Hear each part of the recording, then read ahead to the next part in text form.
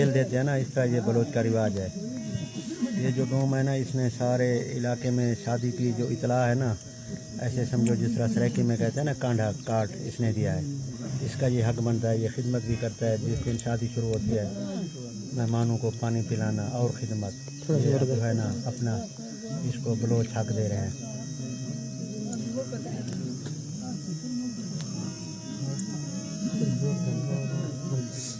आवाज़ है।